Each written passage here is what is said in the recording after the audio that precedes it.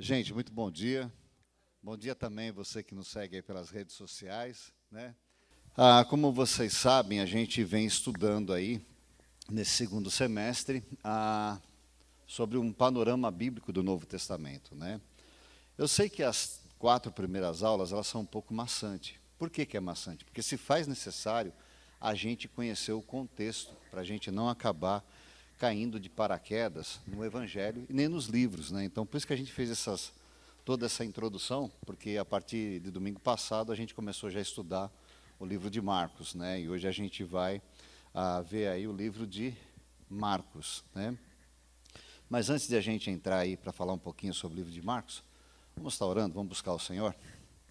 Amado Deus, nós te louvamos, ó Deus, pela oportunidade que o Senhor nos dá de estarmos aqui nessa manhã, ó Deus, reunidos, né, como igreja, para poder aprender um pouco mais sobre a Tua palavra, Senhor. Fala aos nossos corações, fala com a Tua igreja nessa manhã, tanto aqui na classe dos adultos, como na classe dos jovens, na classe dos adolescentes, ó Pai. O que nós fomos aprender aqui, nós possamos ter mais conhecimento da Tua palavra e também, aos poucos, na medida que a gente for conhecendo, colocar em prática também em nossas vidas, Senhor. Essa é a nossa oração que nós fazemos, agradecidos, em nome do Teu Filho amado Jesus, Pai. Amém, Senhor. Então, como eu disse para vocês, nós vamos nessa manhã falar sobre o livro de Marcos, né? Mas, com relação ao livro de Mateus, que foi estudado na semana passada, o livro de Mateus ele é interessante, por quê? Ele vai fazer uma transposição, né, do Velho Testamento para o Novo Testamento, né? E aí fica bem claro para nós que o livro de Mateus ele foi escrito sobre uma perspectiva judaica, do povo judeu, né? E a gente consegue perceber isso através, logo de cara, no primeiro capítulo de Mateus 1, onde ele vai expor a genealogia de Jesus, né? Então, em Mateus 1, de 1 a 2, vai dizer assim: registro da genealogia de Jesus, Cristo, filho de Davi, filho de Abraão. Abraão gerou Isaque, Isaque gerou Jacó, Jacó gerou Judá e seus irmãos, né? E no final desse capítulo 1, ele vai fechar, então, essa genealogia com a chegada de Jesus Cristo, como a gente pode observar lá. Então, ou seja, no capítulo 1, no versículo 1 a 2, a gente pode observar o quê? Que começou falando ali da genealogia, né? Como a gente viu, começou lá com Abraão gerou Isaque, Isaque gerou Jacó, e Jacó gerou, então, Judá e os seus irmãos. E no final do capítulo 1, ele vai fechar, então, essa genealogia com a chegada de Jesus, como a gente pode observar lá. Eu vou tentar mais uma vez aqui, para vocês poderem acompanhar. Não, tá. Está com problema, gente, mas depois a gente arruma isso aí. Então, em Mateus, capítulo 1, dos versículos 16 a 17, vai dizer assim, ó: e Jacó gerou José, marido de Maria, do qual nasceu Jesus, que é chamado Cristo. Assim, houve ao todo 14 gerações de Abraão a Davi, de 14 de Davi até o exílio na Babilônia, e de 14 do exílio até Cristo, né? Isso para o judeu, quando você fala em genealogia, era assim algo fantástico. Porque você vai observar o que, como a gente pôde ver aqui, que isso tinha uma grande importância para o povo judeu. Se faz necessário a gente conhecer um pouco sobre essa cultura, por quê? A gente vai observar, depois a gente vai falar um pouquinho a mais, que tem 4 evangelhos. Quais são os 4 evangelhos? Muito bem, vai tirar nota 10 cada uma de vocês que falaram, né? Aí pode vir na nossa cabeça o seguinte, gente, por que 4 evangelhos? Sendo que um só já era suficiente, né? A gente muitas vezes pega esse questionamento, eu já me peguei fazendo isso aí. Então, por isso que é bom a gente conhecer um pouco, como a gente fez nas aulas passadas, conhecer, porque quando a gente pega o livro de Mateus, está bem claro que ele foi escrito dentro de uma cultura judaica. Então, para o judeu, era interessante isso aí, né? O judeu valorizava muito isso aí. E como ele ia trabalhar com os judeus, ele ia evangelizar os judeus, então ele precisava, então, fazer toda essa narrativa, já diferente do livro de Marcos, né, que o livro de Marcos, ele já começa direto em João. Por quê? A gente vai entender o quê? Que no livro de João, no livro de Marcos, ele começa em João, porque ele está escrevendo agora para um outro povo. Ele está escrevendo para os romanos, para serem convertidos. Então, com o romano, não tinha essa parada de chegar e falar, vamos falar da genealogia. O romano não queria saber, vai direto ao assunto, ponto final, e vamos ver o que interessa. Né? Então, por isso que ele já entra direto no Evangelho de João, por isso que ele já entra falando sobre João Batista. Então, é interessante a gente conhecer um pouco dessa cultura, né? E saber para quem que foi escrito e por que nós temos 4 evangelhos. E é interessante que no livro de Mateus, ele vai apresentar Jesus como rei, né? Como vocês puderam observar na aula passada. E o livro do Evangelho de Marcos, ele não tem essa narrativa, como eu falei para vocês, da genealogia de Jesus, porque a mensagem era mais voltada para os gentios, né? Especificamente para o romano. E aqui só para um efeito de informação, tá? Eu sei que tem pessoas aqui que manjam muito mais de português, né? Mas quando a gente começa a ler na Bíblia e lê aqui essa parte que eu falei aqui, que foi escrito para o gentil, o que vem à sua cabeça quando eu falo a palavra gentil? Oi? Não, você está falando isso aí que eu te falei ontem. Você quer me enganar, me dá bala. Eu quero dizer o seguinte, a gente vira e fala assim, quando a gente fala gentil, se a gente não souber o contexto, a gente vai achar que é um cara legal, um cara bacana, simpático. Então, se faz interessante, até mesmo essa palavra, a gente ter esse conhecimento. Porque quando eu leio lá no Evangelho, olha, foi escrito para o gentil, na realidade, queria dizer o seguinte, na tradução cristã, a palavra gentil designa a não hebreu, né? Os hebreus estabeleciam uma divisão entre os povos, que definiam como eleitos por Deus, né? Que os definiam como eleitos por Deus, e o gentil, posteriormente, era o quê? Denominados como pagão. A gente consegue ver isso aí muito bem claro quando você tem ali a região da Samária, né? Que eram os samaritanos onde eles ficavam, e o judeu, se tivesse que dar uma volta de 30 quilômetros para não passar naquele território, ele dava. Por quê? Para eles era um povo pagão. Né? Só que se você for ler todo o contexto da Bíblia, você vai entender que os samaritanos nada mais eram que os próprios judeus, só que pegando um outro rumo ali. Mas eles discriminavam, eles faziam essa acepção de pessoas. Né? E o Evangelho de Marcos, ele é composto, só para a gente ter umas informações aqui, 16 capítulos, 661 versículos. E o Evangelho de Marcos é o menor livro entre os evangelhos. É o menor que tem de todos. E provavelmente o primeiro a ser escrito, né? E foi usado como referência por Lucas, por Mateus, e os seus escritos, assim, não no sentido de copia e cola, tá? Por ele ser o primeiro, não quer dizer que Mateus foi lá, copiou e colou. Não. Você vai poder fazer uma comparação nos 3 evangélicos que vão ter pontos ali bem semelhantes, né? Por se tratar o quê? De ser o primeiro, o Evangelho de Marcos. E é interessante que o Evangelho de Marcos ele vai enfatizar Jesus Cristo como servo. Já o de Mateus, ele enfatizou Jesus Cristo como o quê? Rei e Messias. Já no de Marcos, ele vai dar essa ênfase em Jesus Cristo como servo, como podemos observar lá em Marcos 10, 45, onde a palavra do Senhor vai dizer assim: pois nem mesmo o Filho do Homem veio para ser servido, mas para servir e dar vida em resgate por muitos. Enquanto Mateus enfatiza Jesus como rei, como eu já falei para vocês, Marcos vai dar essa ênfase como servo. E também podemos observar no Evangelho de Marcos que ele foi escrito para evangelizar, como eu falei para vocês, os gentios do Império Romano, ou seja, exclusivamente o povo romano ali. Assim como motivar os crentes daquela região a viverem como servos de Cristo. Então, como o Evangelho ele é temporal e atemporal, creio que o Evangelho de Marcos servirá também para nos motivarmos a vivermos também nos dias de hoje como servos de Cristo. Vocês concordam com isso ou não? Então ele também nos motiva. Mateus nos motiva a olhar para Jesus como rei, como Senhor, como Messias prometido. Já o livro de Marcos, quando você começa a ler, você já vai obter essas informações, que ele veio o quê? Como servo. Então, tanto um evangelho como o outro, nos leva a olhar para dentro da gente e fazer uma reflexão.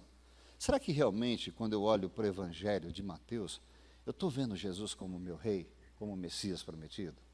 Quando eu olho para o evangelho de Marcos, depois vocês vão ver o evangelho de Lucas e João também, quando eu olho para o de Marcos, será que realmente eu estou vendo Jesus como servo? E se ele é o meu modelo, é o meu exemplo, será que eu também estou sendo servo? Então, essa é a sacada dos evangelhos, quando você começa a ler, conhecendo toda essa perspectiva, você entendeu? Que leva você também a fazer uma reflexão, né? Mas nessa caminhando um pouquinho mais aí sobre o Evangelho de Marcos, vamos aqui falar, eu vou tentar mexer de novo nesse slide aqui.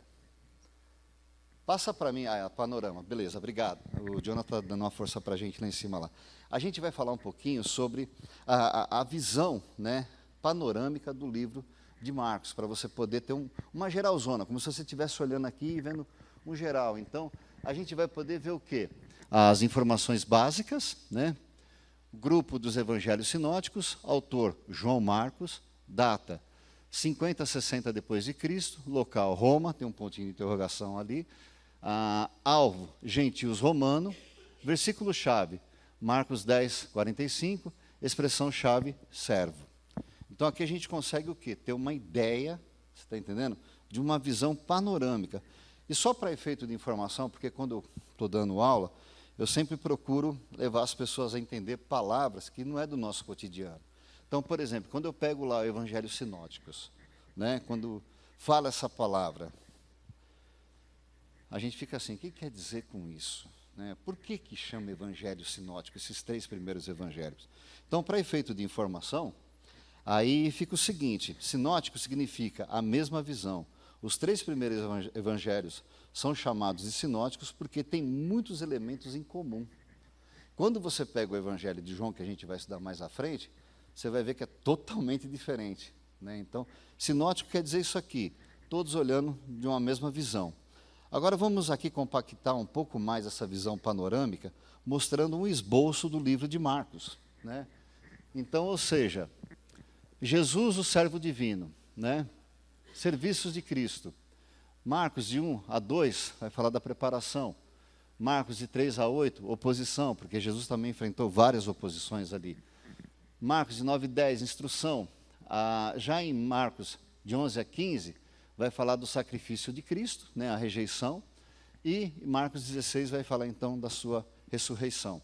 Então, quando a gente fala sobre o panorama bíblico, a gente está vendo uma visão geral.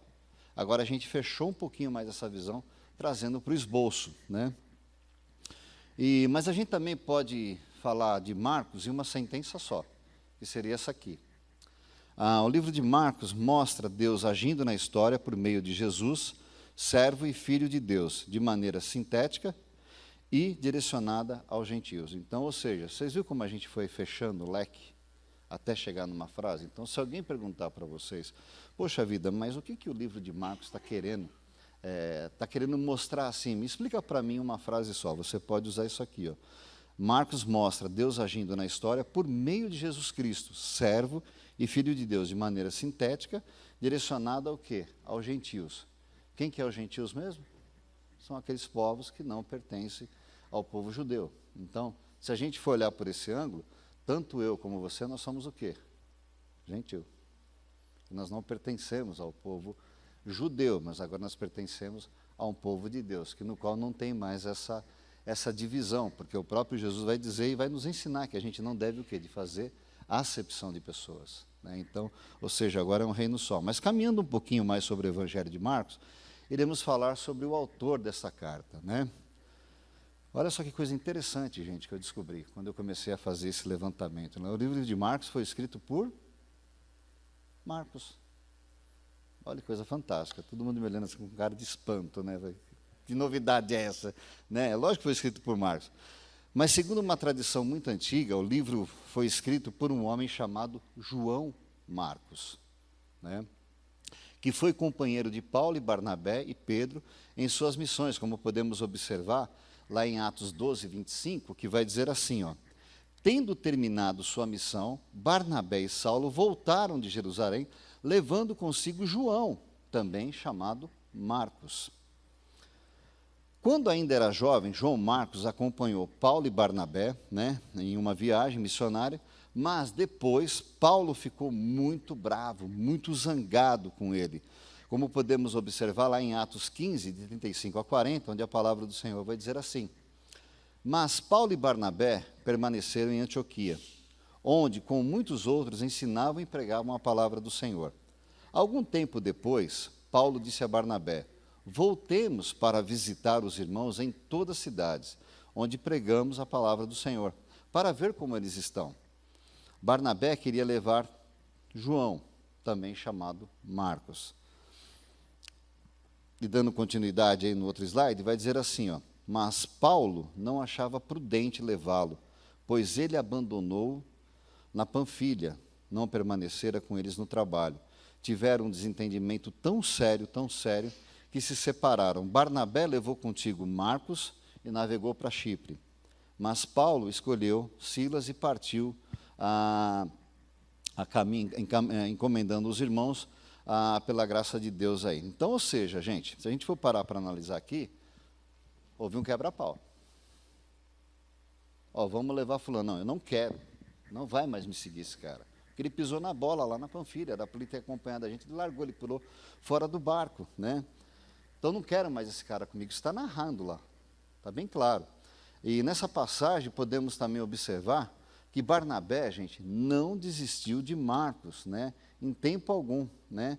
E é interessante, porque quando você vai ler a Bíblia, você vai poder perceber que Paulo perdoou Marcos. Aonde que está esse perdão? Como a gente pode observar lá em 2 Timóteo 4,11, que vai dizer assim, ó, só Lucas está comigo, traga Marcos com você, porque ele me é útil para o ministério.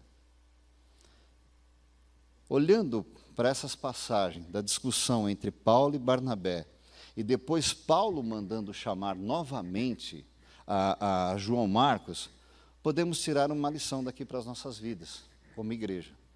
Que lição que nós podemos tirar daqui? Essa aqui, ó. Que um fracasso nem sempre impede permanentemente a utilidade de pessoas. Ou seja, olhando para isso, nós vamos poder perceber o quê? Paulo não queria de jeito nenhum, largou o cara, Barnabé pega, não, ele vai comigo, você segue o teu caminho, eu vou seguir o meu. Mas lá na frente, provavelmente Barnabé discipulou João Marcos. Ao ponto do quê? De Paulo dizer para ele, ó, traga para cá porque ele é útil. Então, ou seja, quando eu uso essa frase aqui, um fracasso nem sempre impede permanentemente a utilidade de pessoas. Ou seja, gente, errar é humano, fracassar é humano, mas entra algo na vida da gente que se chama perdão. Até que ponto você está disposto a perdoar aqueles que pisaram na bola com você? Porque Paulo está nos ensinando essa lição, ou não? Porque ele vai dizer, ó, me traga o camarada lá porque ele é útil. Ou seja, Paulo o perdoou. Então, você vê que coisa interessante, quando a gente começa a ler os evangelhos, se a gente estiver atento a esses detalhes, a gente vai começar a perceber o quê? Que ele também nos ensina, porque a Bíblia, eu sempre tenho o costume de dizer isso aqui, a Bíblia é um livro que fala com você, desde que você esteja disposto a ouvir. Porque se você também não estiver disposto a ouvir, não tem como a Bíblia falar com você, né? Mais tarde, João Marcos trabalhou com os apóstolos e foi a partir das recordações de Pedro, né, que Marcos escreveu o seu livro, visto que o Evangelho de Marcos provavelmente foi baseado nos sermões e nos relatos de Pedro, né? Então é interessante, porque quando a gente pega para ler o Evangelho de Marcos, a gente acha que só ele escreveu, né? Mas não, na realidade, o que acontece? Ele foi escrevendo o que Pedro presenciou. Então, Pedro também tem uma influência aqui, né? Porque caminhando junto, ele vai começar o quê? A relatar algumas coisas que Marcos, então, vai escrever no seu evangelho. E Marcos registra os fatos a partir da experiência cristã de Pedro, quando Jesus era adulto, né? Então, olhando para esse quadro, que a gente vai mostrar daqui a pouquinho, podemos aqui fazer algumas comparações sobre da forma como Pedro escreve sobre Jesus, olhando através do capítulo 10 de Atos, né, que vai nos levar a compreender melhor essa ligação com Pedro e o Evangelho de Marcos, como a gente pode observar lá, né? Então, ou seja, em Marcos, princípio do Evangelho, Jesus Cristo, Filho de Deus, 1:1. A partir de Atos 10, Pedro vai dizer o seguinte, o Evangelho da... Então, ou seja, aqui a gente consegue observar a influência de Pedro em cima de João Marcos, no caso o Evangelho de Marcos, onde ele vai escrever. É lógico, tudo isso também está inspirado por Deus, tá? Mas a gente consegue perceber claramente essa influência de Pedro sobre a vida de Marcos. Então, o livro de Marcos vai fazer uma narrativa mais dinâmica, né? E por esse motivo o Evangelho de Marcos já começa, como eu falei para vocês, de João Batista. Ele não vai falar da genealogia de Jesus. Um fato a se observar é que no Evangelho de Marcos, metade do livro de Marcos faz narrativa dinâmica, né? O que é isso? Nós podemos observar através das palavras imediatamente e logo. Só essas duas palavras, elas aparecem 40 vezes. Então, quando você começa a ler imediatamente, logo, você já vai ver que é uma coisa dinâmica. Por isso também que já começa em João Batista, porque tinha que ser dinâmico também essa parte aí. A outra metade vai falar sobre os ensinos, né, e os discursos de Jesus Cristo. Pegando o livro de Marcos, olhando para essas informações, principalmente essas que foram influenciadas por Pedro, na escrita do seu evangelho, podemos tirar uma outra lição daqui. Que lição que nós podemos tirar? Vamos ver lá no slide lá. Marcos foi fortemente influenciado por Pedro quanto à vida cristã. Assim como Pedro foi para Marcos, nós também devemos ser para os que estão afastados de Jesus Cristo, sendo para eles o quê? Testemunhas fiéis da obra de Cristo. Foi isso que Pedro foi para João Marcos. Eu vi, eu acompanhei, eu conheço os relatos, ao ponto do que? De influenciar Marcos a escrever o Evangelho. Então, ou seja, da mesma forma que Pedro influencia Marcos, nós também, como cristãos nos dias de hoje, nós também temos que influenciar pessoas que estão à nossa volta. Aí fica a seguinte pergunta: que tipo de influência nós estamos tendo? Influências que vão deixar legados ou influências somente para dizer que eu te conheço? Olha como é importante, gente, a gente ter esses contextos, conhecer tudo isso aí, né? Nesse ponto da nossa lição, vamos falar agora sobre a cristologia. Aí você vai me perguntar, o que é cristologia? Né? Porque o Evangelho de Marcos, ele vai falar sobre a cristologia. Só para entendermos melhor essa palavra cristologia, ela quer dizer isso aqui, ó. A cristologia é o estudo teológico que procura responder às duas perguntas: quem é Jesus, identidade, e qual é a natureza e o significado que Jesus realizou na sua encarnação, obra. Então, ou seja, vai deixar bem claro, porque quando você começa a ler o livro de Marcos, vai ter essa cristologia, não vai estar escrito assim, nitidamente, igual a gente está vendo aqui, a cristologia do Evangelho de Marcos. Mas se faz necessário a gente conhecer essa palavra. Por quê? Porque ela vai nos mostrar, você está entendendo, a obra e a identidade de Jesus Cristo. Então, só para efeito de informação, cristologia, do grego, quer dizer Christos. Quer dizer o quê? Ungido. Logia quer dizer o quê? Estudo. Estudo sistemático, ordenado, que tem como objetivo a obra e a vida de Jesus Cristo. Essa palavra, tudo que termina em logia, está ligado ao estudo de alguma coisa. Quando você vai fazer psicologia, o que é psicologia? Quer dizer o quê? Oi?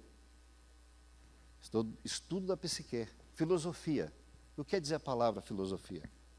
O estudo do saber. Então, ou seja, aqui também vai nos mostrar essa cristologia, que é o quê? Esse estudo sobre Cristo, sobre a obra e sobre a vida. Então eu tenho que também ter essa noção, que o livro de Marcos vai apresentar isso aqui, né? E são dignos de admiração o entendimento e a explanação desse evangelho, olhando sobre a perspectiva da cristologia do Evangelho de Marcos. O livro de Marcos vai apresentar um estudo sobre Jesus a partir da sua identidade, e Jesus é apresentado como homem. Ou seja, como homem, ele orou, como homem, ele comeu, como homem, ele bebeu, sentiu fome, tocou nas pessoas, foi também tocado por elas, entristeceu, indignou-se, né, e morreu. Então, ou seja, aqui está falando sobre o quê? Jesus, sobre a vida de Jesus, sobre a sua identidade. Ou seja, porque quando a gente fala em Jesus, a gente já imagina tudo santo, né? Ele é santo, santo, santo, e é mesmo. Só que enquanto ele esteve aqui na terra, a gente não pode se esquecer que ele foi homem. E como homem, ele teve todos esses sentimentos, como eu e você também temos, né? Mas o livro de Marcos também vai mostrar Jesus, Deus, em todo o livro de Marcos. Ele apresenta a divindade também de Jesus, onde ele tem o domínio sobre a enfermidade, como a gente pode observar lá em Marcos 8, 23, 26, que vai dizer assim, ó, ele tomou o cego pela mão e o levou para fora do povoado. Depois de cuspir nos olhos do homem e impor-lhe as mãos, Jesus perguntou, você está vendo alguma coisa? Ele levantou os olhos e disse, vejo pessoas, elas parecem árvores andando. Mas Jesus, mais uma vez, Jesus colocou as mãos sobre os olhos do homem, e então seus olhos foram abertos, e sua vista lhe foi restaurada, e ele via claramente tudo. Jesus mandou para casa, dizendo para não entrar no povoado. Ao observarmos, gente, essas duas naturezas, a de Cristo, a divina e a humana, elas se completam. Elas andam juntas, elas não estão separadas, né? E a gente pode observar isso lá em Marcos 4, de 38 a 39, onde a palavra do Senhor vai dizer assim, ó, Jesus estava na polpa, dormindo com a cabeça sobre um travesseiro. Os discípulos o acordaram e clamaram, mestre, não te importa que morramos? Ele se levantou, repreendeu o vento e disse, aquieta-te, acalme-se.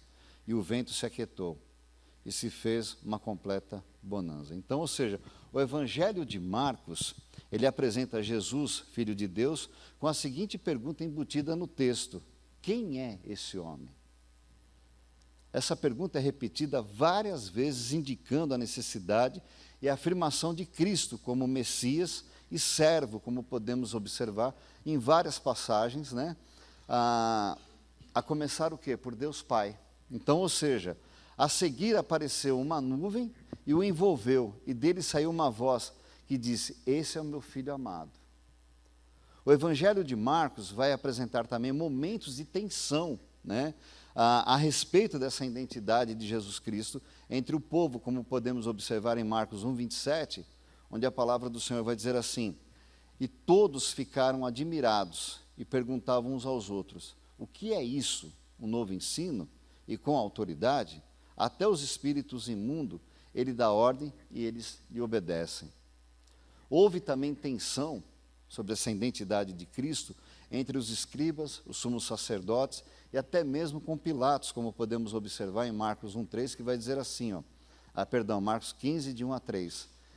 De manhã, bem cedo, os chefes dos sacerdotes, com os líderes religiosos, os mestres da lei e todo o sinédrio chegaram a uma decisão.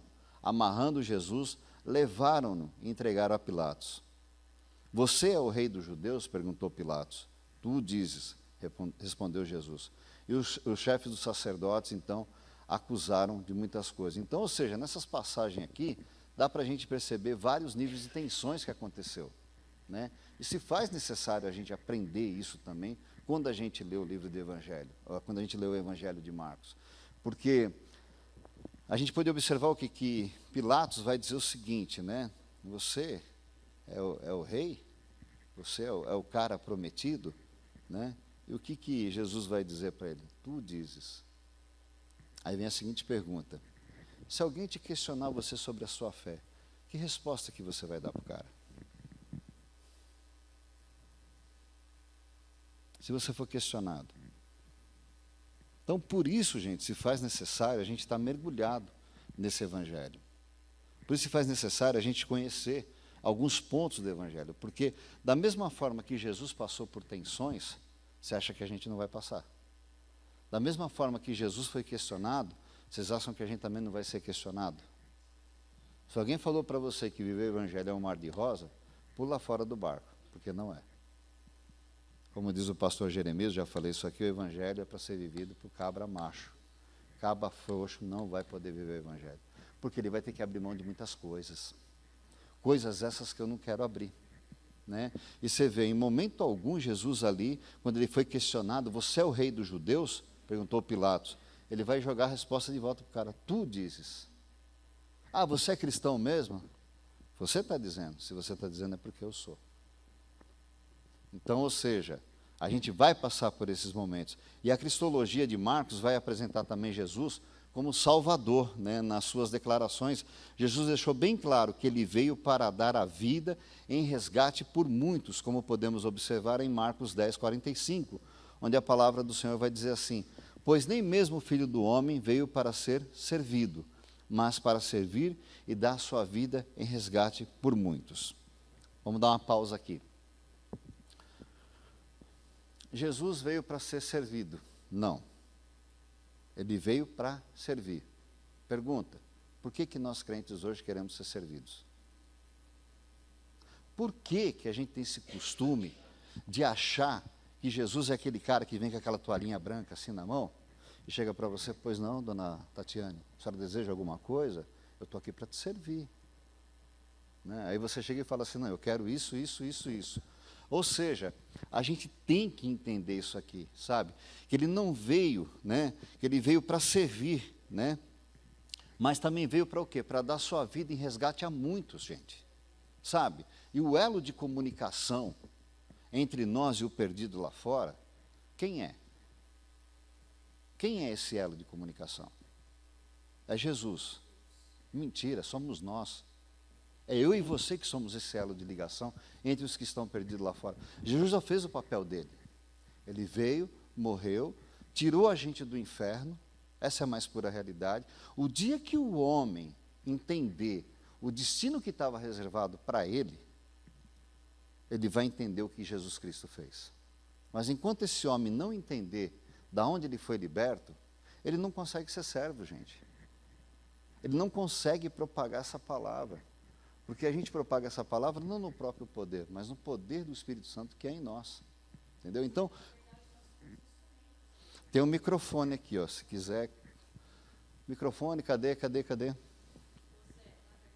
Peraí, fala no microfone. Na verdade, nós somos instrumentos dele, né? Sim. Mas que tipo de instrumento eu estou sendo? Um instrumento que ele possa usar ou uma viola quebrada às 4 cordas? Essa é a pergunta que nós temos que fazer. Parece duro, gente, isso que eu estou falando, mas é a mais pura realidade. Hoje a gente está vivendo um cristianismo, sabe, que não é o cristianismo que Jesus quer que a gente viva. Estão vendo o cristianismo meia boca. As igrejas envolvidas em escândalo, a igreja envolvida em política, envolvida nisso, envolvida... Gente, nós não fomos chamados para isso. Nós fomos chamados para pregar e anunciar o Evangelho a todas as nações. Porque a ordem dada por Jesus, ela vai se encontrar nos 3 evangelhos que a gente vai começar a estudar, certo? Então, ou seja, Jesus não veio para ser nosso mordomo. Jesus não veio para ser o nosso empregado. Somos nós que, a partir do momento que reconhecemos Ele, olhando para o Evangelho de Mateus, como o Rei, como o Messias, e olhando para o Evangelho de Mateus, entendemos que Ele veio como servo, nós agora nos colocamos o quê? Na condição de servo. Porque Paulo vai dizer isso. Eu sou servo de Cristo. Só que ele também vai dizer, sede meus imitadores, assim como eu sou de Cristo. Quem é que tem me influenciado nessa vida? Os programas, os realities, as novelas ou o Evangelho? Essa é a pergunta que eu tenho que fazer para mim mesmo. Né? Porque quando eu olho para o Evangelho, você vai falar, pô, Zé, mas você fez teologia, tal. Não tem nada a ver, gente. Não tem nada a ver. A Tati é professora, eu acho que ela tem mais autoridade para falar isso do que eu. Você aprende estudando, mas você estuda se você tiver força de vontade. Se você não tiver, esquece. É a mesma coisa com o Evangelho. Se eu não pegar um tempo para ler, e entender e pesquisar, eu também não vou entender nada. Então, por isso tem pessoas que chegam e falam assim, pô, mas o Evangelho ele é pesado, a Bíblia é pesada. Não, a Bíblia não é pesada. Porque o próprio Jesus Cristo disse o quê? Que o jugo dele é o quê? Leve, o seu fardo é o quê? Então não dá para dizer que o Evangelho é um fardo, é um peso. Pelo contrário, o salmista vai dizer o quê? O meu prazer está em meditar na lei do Senhor de dia e de noite. Ou seja, é um prazer isso aqui, gente. Quando você olha para essa perspectiva, sabe, que você entende que Jesus Cristo veio para dar a vida em seu resgate, gente, eu vou querer seguir esse homem para o resto da minha vida, porque aí eu começo a ter um entendimento da onde foi que ele me tirou. Ele me tirou de um lugar onde seria eternamente o quê? Sofrimento. Que a própria palavra do Senhor vai dizer lá em Apocalipse, se não me falha a memória, e os vermes te comerão vivo e você não vai morrer. Você já imaginou, cara, você num lugar onde você vai olhar para a tua pele e ver um monte de... Você sendo consumido e você não vai poder morrer, porque você é um ser eterno, você vai ser eterno no céu e eterno no inferno. Por que você é um ser eterno? Você já parou para perguntar Já parou para pensar nessa pergunta? Deus vai lá no Jardim do Éden, tal, pega o barrinho lá, confecciona o hominho, tal, sopra o fôlego da vida. Saiu de dentro para o homem. Jesus é eterno? Deus é eterno? Então, o que saiu dele e entrou nesse homem também é o quê? Eterno. Então, esse homem é eterno. Tanto que ele é eterno, que Jesus vem para morrer no meu e no teu lugar, para que você pudesse passar a eternidade aonde? Com ele. Então, se você morrer sem ele, você vai passar a eternidade longe dele. Uma vez lá na aula da faculdade lá, o professor foi falar um pouco sobre o inferno, né? Ele falou assim, gente, eu nunca estive lá e nem quero estar, né? Mas eu imagino que seja tipo assim, imagine você num lugar totalmente escuro, sem luz, sem nada. E você está ouvindo muitos gritos, muitos berros, muito choro, você está ouvindo. Só que esses que você está ouvindo, também vão estar ouvindo os teus gritos, os teus berros e os teus choros. Gente, não estou fazendo terrorismo gospel. É uma realidade. Sabe, por isso que a gente tem que entender essa pegada do novo evangelho. A gente tem que entender o que Cristo está querendo passar em cada evangelho, né? Para que a gente não caia nessa armadilha de ser separado de Deus. Porque se Satanás entrasse por aquela porta mostrando quem realmente ele é, todo mundo saía correndo. Mas ele entra disfarçado, sutilmente, de um cara legal, umas teologia totalmente furada, e o povo vai indo. Por isso que Deus vai fazer uma advertência na sua palavra. Errais por não... Como é que é? Errais por não conheceis as Escrituras e nem o poder de Deus. Só por aqui já dá para a gente ter uma ideia de quanto a Bíblia é importante na nossa vida, né? Só por esse versículo, a gente não precisa nem terminar o livro de Marcos, já podíamos ir embora e sair daqui consciente no seguinte, cara, vou estudar mais a Bíblia, porque o meu erro está em não conhecer as Escrituras, o meu erro está em não saber o poder de Deus. Porque se cada um de nós que está aqui nessa manhã pudesse subir aqui e contar a sua história, a gente ia poder ver o quanto Deus nos transformou. Mas por que, cara, que a gente esquece isso tão fácil? Por que a gente esquece daquele amor na cruz, como foi mostrado ontem aqui na peça de teatro, que vocês estavam aqui ontem na peça, né? Mas pura realidade. Lavando os pés dos discípulos, é como se eu e você estivéssemos sentados ali. Cada discípulo daquele representa eu e você. Mas o que ele fez? Ajoelhou e foi lavando, e o cara gritando, mas esse aqui fez isso com você. Mas isso aqui fez isso com você. Não é justo você fazer isso. Mas para Deus é justo. Por quê? Porque Ele nos amou, gente, de tal maneira, que deu seu único Filho, para que aquele que todo nele crê não pereça, mas tenha o quê? A vida eterna. Às vezes eu me pergunto, né, para Deus, né? Cara, que amor é esse que você tem por mim? Sendo que a única coisa que eu tenho para te oferecer é só os meus pecados. Eu não tenho mais nada para te oferecer. Somente os meus pecados eu tenho para te oferecer. Mas mesmo assim, Ele o quê? Decidiu nos amar. Então, quando a gente pega, cara, sabe, essa palavra e começa a destrinchar, e começa a olhar para esse versículo que a gente viu aqui, pois nem mesmo o Filho do Homem veio para ser servido, mas para servir e dar sua vida em resgate de muitos. E eu fui resgatado. Vocês também foram? Espero que sim, né? Para a gente poder se trombar no céu, porque senão, um abraço, está entendendo? Mas vamos continuar aqui um pouquinho mais. Então, ao lermos o Evangelho de Marcos, podemos perceber também a ênfase na obra milagrosa de Jesus, provavelmente pelo seu interesse em comprovar que Cristo é o Messias, o Filho de Deus, né? Deus nas ações do nosso Senhor Jesus Cristo, como a gente pode ver aí no slide aí, através do quê? Da cura. Milagres, às vezes se tem cura aí, se não tiver, acho que eu devo ter cortado. Bom, mas tudo bem, vamos continuar aqui. Então, ou seja, ao lermos o Evangelho de Marcos, podemos perceber essa ênfase na obra milagrosa, né? Através do quê? Da cura. Ou seja, em Marcos 1, 21, Jesus vai curar quem? Um endemoniado, lá na sinagoga. Em Marcos 1, 29 e 30, Jesus vai curar quem? A sogra de Pedro. Em Marcos 10, 40 a 45, vai curar quem? O leproso. Em Marcos 32, 34, vai falar que ele exorcizou várias pessoas, né? Também podemos ver isso através da natureza, né? Onde Jesus, lá em Marcos 4, 35 a 41, vai acalmar a tempestade, onde em Marcos 6, de 45 a 40, aqui está errado o versículo aqui, vai andar sobre o mar e acalma o vento, ressuscita a filha de Jairo, lá em Marcos 5, 35 a 43, multiplica os pães, em Marcos 6, 30 a 44.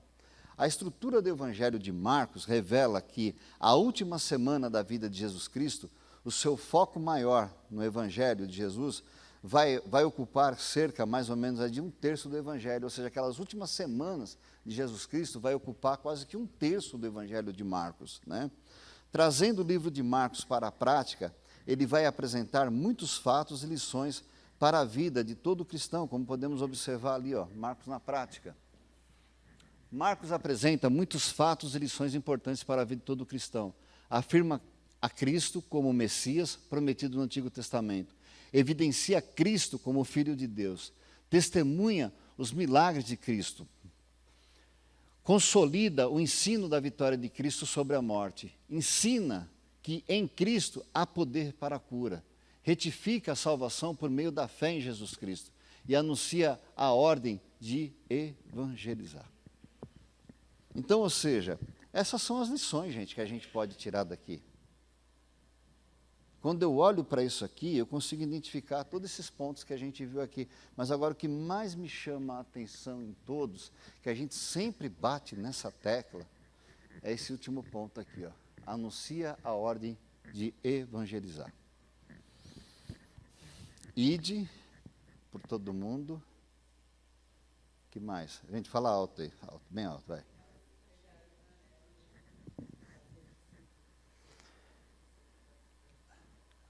Essa afirmação que vocês falaram aí, né, ide por todo mundo, anunciar o evangelho, pregar a todas as nações.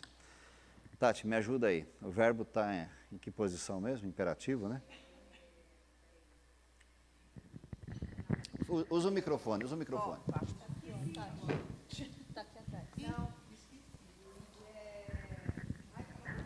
Vão e façam. É o quê? É uma ordem imperativa. É a ordem, não, mas tem um nome aí em português. Vai falando que eu vou lembrar. Tá bom, a hora que você lembrar, você me ajuda então. Então, ou seja, gente, eu não tenho opção de escolha. Sabe o que é? Se der eu vou, né? Sabe como é que é? Deixa eu ver minhas paradas aqui primeiro, depois eu vou. Está deixando bem claro. Você não tem escolha, desculpa, gente. Desculpa. Você não tem escolha. Ou seja, é uma ordem dada pelo próprio Jesus a quem? A sua igreja. Para todos, inclusive eu. Entendeu? Então, ou seja, a gente tem que parar e observar, né? Cara, que privilégio é esse que Deus nos deu? De poder anunciar a sua palavra e restaurar toda uma nação. Vocês já pararam para analisar, cara, o tamanho do convite?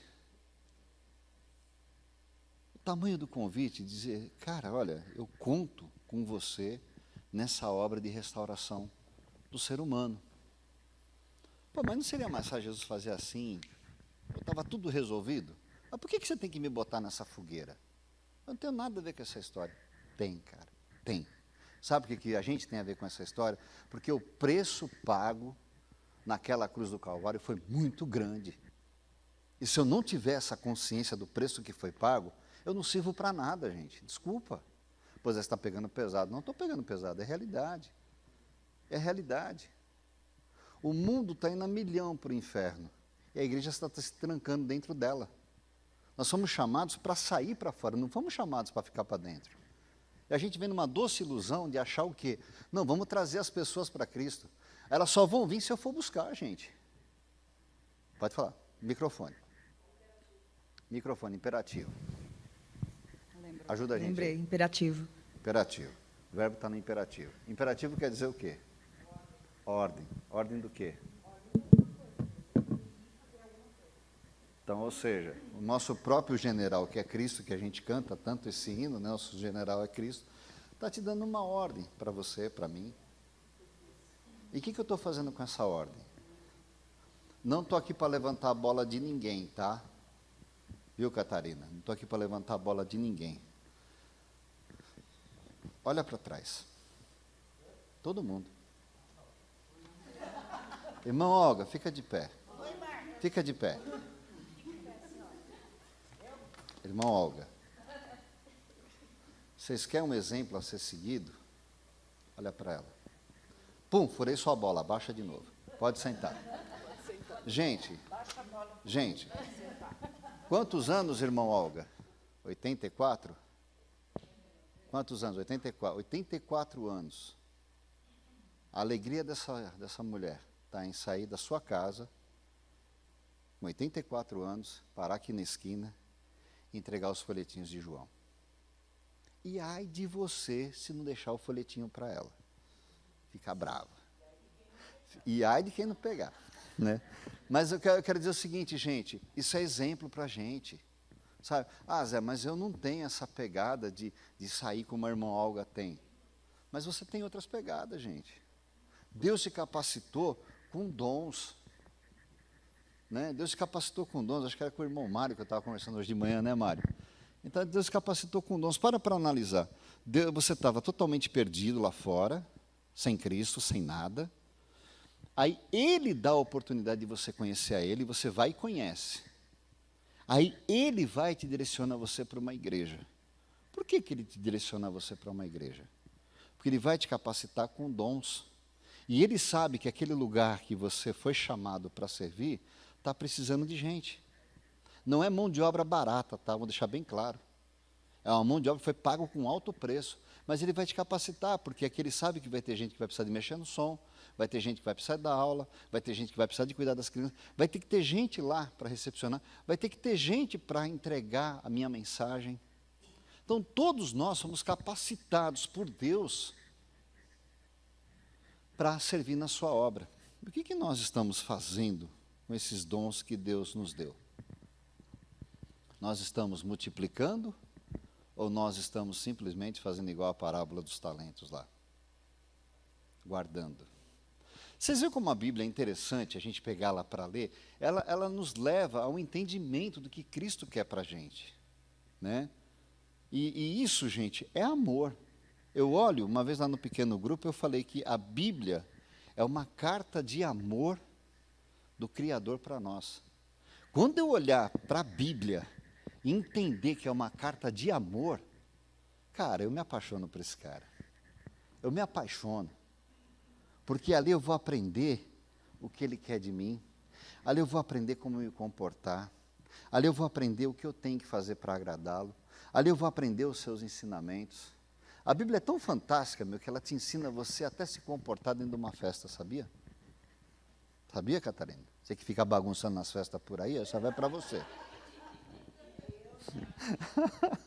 Hoje eu peguei no pé dela hoje, né? A Bíblia te ensina até como se comportar numa festa. Gente, se você chegar numa festa, não queira sentar no lugar de honra, ali onde estão os noivos. Senta no fundo. Porque se o dono da festa te chamar, o noivo da festa te chamar, você para vir à frente, sentado lá dele, você vai estar sendo honrado. Mas o que nós mais gostamos de fazer? É de sentar nos lugares de honra. Tá, Zé, mas o que isso tem a ver com o Evangelho? Jesus, nas nossas vidas, tem um lugar de honra. Ele tem que estar no trono, do centro das nossas vidas. Mas o que muitas vezes nós fazemos? Nós tiramos Jesus e o nosso eu quer sentar naquele trono. E quando a gente tira Jesus, não tem como a gente fazer a diferença, gente. Pô, Zé, está chovendo molhado, mas é chovendo molhado. Porque nós temos que ter essa consciência, gente, sabe, de que nós somos chamados para servir. E o Evangelho de Marcos nos ensina isso. Então, quando eu olho para o Evangelho de Marcos nessa perspectiva de que Cristo veio para servir e não para ser servido, eu também passo a dizer o seguinte para Deus: eu também quero te servir. Porque nós estamos aprendendo com quem? Com o próprio mestre. Por isso que a gente, nesse segundo semestre, a gente vai estudar todos os livros da Bíblia, se Deus assim permitir. Hoje nós estamos vendo o Evangelho, mas nós vamos entrar na carta de Colossenses, Tessalonicenses, nós vamos entrar na carta onde Paulo vai dar mó chibatada na igreja. Por que essas cartas estão lá? Porque, gente, nós temos a tendência de esquecer as coisas muito fácil. Você quer ver só uma coisa? Por que Jesus ele instituiu a ceia? Já se pararam para perguntar nisso? Por que você deixou a ceia? Para não esquecer do quê? Ele vai dizer lá, toda vez que comerdes desse pão, ou beberdes desse cálice, fazer isso em memória de quem? De mim. Por que em memória dele? Que é para a gente sempre relembrar que ele foi rasgado naquela cruz por culpa dos nossos pecados, e o sangue dele foi vertido pelos nossos pecados. Então, quando eu pego o cálice, quando eu pego o pão, eu lembro desse sacrifício. Por isso que ele deixou a senha, que é para nós nunca nos esquecermos disso. E olha que mesmo tendo a ceia, a gente esquece, hein? Então, ou seja, isso é para a gente nunca se esquecer. Então, o Evangelho em si, ele é usado para que a gente nunca possa se esquecer, principalmente o Evangelho de Marcos, que nós somos servos. Uma vez eu vi um camarada, não vale nem citar o nome, né? Você tem que subir na mesa de Deus e exigir de Deus aquilo que Ele prometeu para você, porque Ele é teu pai, não é padrasto. É um absurdo. Eu olhei para aquilo e falei, cara, que absurdo é esse? Onde já se viu? E tem muita gente fazendo isso. Tem muitas igrejas pregando esse evangelho falso. Evangelho esse que não transforma, evangelho esse que não restaura. Por isso que é interessante, irmão, sabe? A gente está nessa pegada de estar lendo a Bíblia e tirar aquele tempo com qualidade. Porque se você sabe ou não, se eu pegar o celular de cada um aqui, inclusive o meu, ele é mó dedo duro, hein, cara? Está lá, o tempo que você ficou na internet. Depois você olha lá, seu histórico na internet. Depois eu olho o meu histórico. Às vezes nós passamos mais tempo na internet, vendo coisas que são fúteis, do que mergulhar nessa palavra que o salmista vai dizer, que o prazer estava em meditar nela de dia e de noite. E meditar é diferente de você ler. Meditar é você parar e refletir. É igual o boi, né, quando ele está lá no pasto. Você vê ele o dia inteiro comendo. O dia inteiro comendo. Aquilo entra, depois ele vai o quê? Regozijar, né? Que fala, isso aí é a palavra que não fala a memória. Regogito, você está entendendo? Então, ou seja, a palavra de Deus é a mesma coisa. Ruminando, isso aí. Ou seja, a palavra de Deus é a mesma coisa, gente. Eu vou engolindo, vou comendo, depois eu vou meditando. Eu vou meditando, eu vou meditando. E nessa meditação é que eu vou passar a ter o entendimento, né, que aonde ela é importante para a minha vida.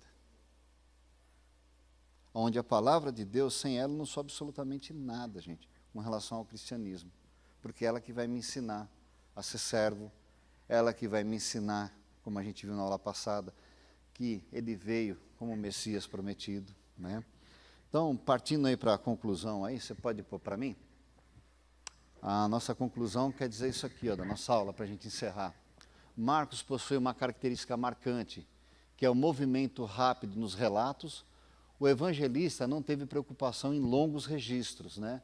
Mas revela de maneira rápida as obras de Jesus, porém, não teve menos fidelidade que os outros escritores dos demais evangelhos. Então, ou seja, o livro de Marcos é um livro rápido.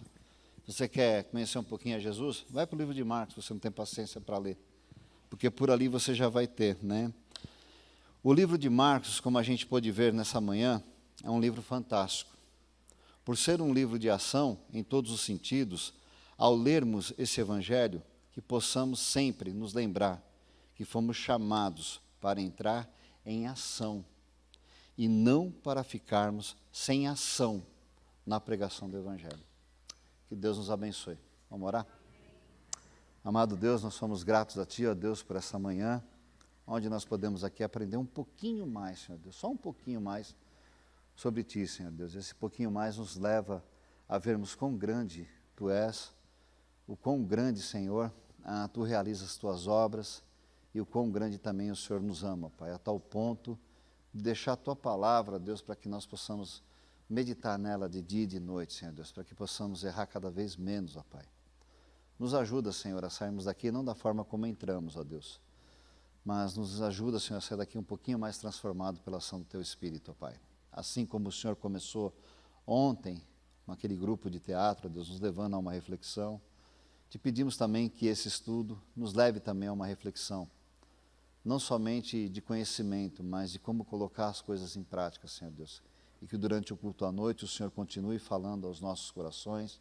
Abençoe, ó Deus, cada irmão que vai subir aqui para poder dedicar a sua voz a Ti, Senhor Deus, louvando e Te adorando, Senhor Deus.